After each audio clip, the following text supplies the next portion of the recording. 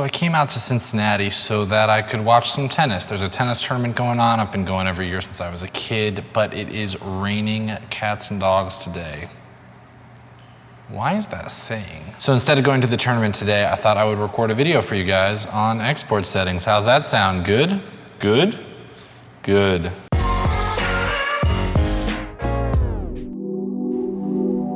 All right, let me just step into my office.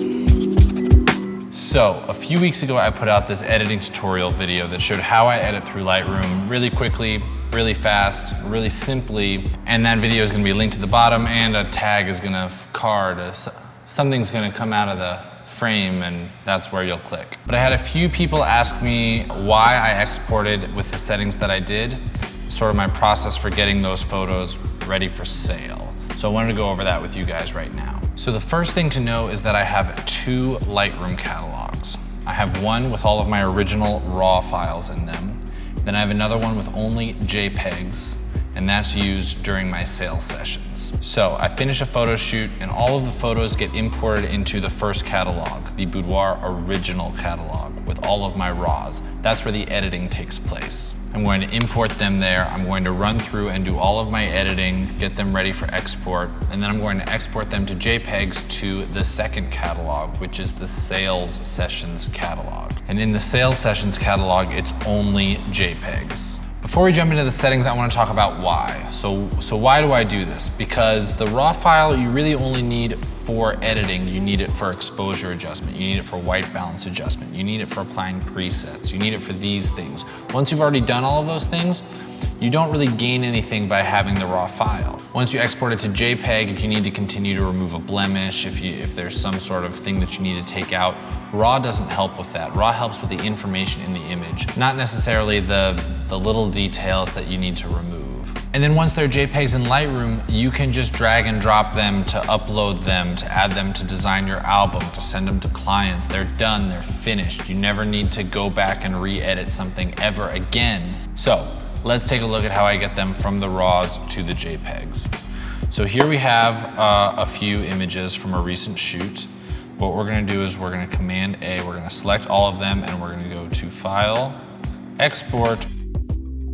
Now, here's what we're gonna do. I always export to a specific folder. If you're on a per project basis, I recommend that you do per folders. If you're on a trip and you're shooting 5 different days, something like that, I recommend that you export into a specific folder with a subfolder that has your dates, something like this. But we're gonna do into a specific folder, no subfolder. We're not gonna add this to a catalog or anything in here. Okay, we're gonna skip the existing files, ask what to do. We're just not gonna touch that. For exporting photos and where they go, I have a very specific file structure. So on my external hard drive, which is where I keep all of my working files, they go into this Boudoir JPEGs for 2018. So let's go ahead and create a new folder in here. Choose. Okay, so now we've got the destination. Now I'm gonna rename these.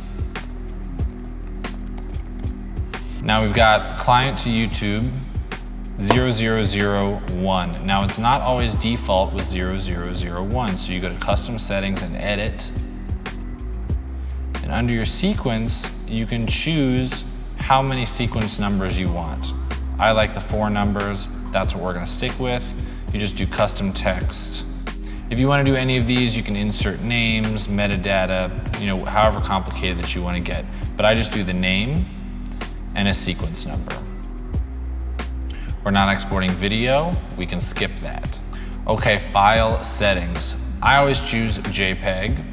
Now the quality, this is, depending on how important it is for you to have a large file, to have a detailed file. I found that if you're exporting to Facebook, I recommend 100%. It's the only amount that I found that Facebook exports and it looks really good. For my clients, I export at around 80. The file sizes don't need to be massive because when you're delivering them, our clients aren't printing 20 by 30s. They don't have professional computers that have all of this storage. Their internet speeds may not be as fast. So you just want to make it really, really easy for them to work with. So I do this at about 80. Color space, sRGB is always for web.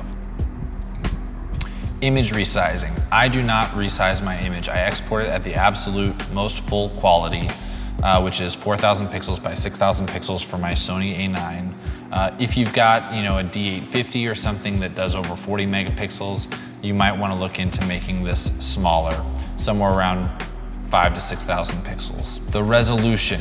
Okay, do not be fooled by pixels per inch. Do not be fooled by resolution. So resolution is like that riddle, which weighs more, a pound of feathers or a pound of bricks? If you don't know the answer to that one, I can't help you. But 6,000 pixels wide is 6,000 pixels wide. It doesn't matter if it's 72 dots per inch or 300 dots per inch, it's still 6,000 pixels. So you don't have to worry about resolution. I never sharpen on output. I always sharpen on my computer so I know exactly what kind of sharpening I'm getting. My camera doesn't have location info. Most digital SLRs and pro cameras don't, so that's fine. Remove person info, these aren't really that important. I don't watermark my images, and for the export, I don't have it do anything. So we're gonna click export.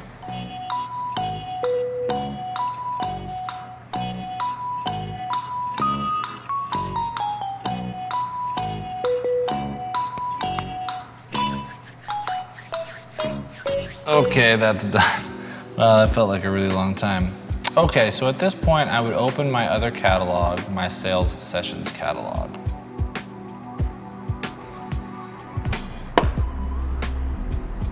And now we can just take all of these files and drag and drop it into Lightroom. We're gonna tell it not to come in with any developed settings at all. We're gonna add the photos without moving them because they are in the spot that we want them to be at, of which we exported. Building standard previews, don't import suspected duplicates, and click import. Okay guys, that's pretty much it. Now they're JPEGs, now they're ready to go. When I'm ready to upload these to the client gallery, I just select these photos and drag and drop. I don't have to export them again. When I'm designing the client album, I can just drag and drop their favorites from here directly into the album, you know, because they're JPEGs, I don't have to re-export the RAWs and then bring them in. There are so many benefits to doing it this way. I will still run a portraiture action on them. If you don't know what that means, I definitely recommend checking out the editing tutorial. I'm gonna link that in the description. But that's pretty much how I get my files ready for my clients. Hopefully that answers all of your export photo questions. I've got one more video coming to you from Cincinnati. It's gonna be a little bit of a drive tomorrow, but it's gonna be so worth it. So definitely subscribe, hit that bell if you wanna be notified every time I get a new video up. Okay guys, I think it's time you get off YouTube and go shoot.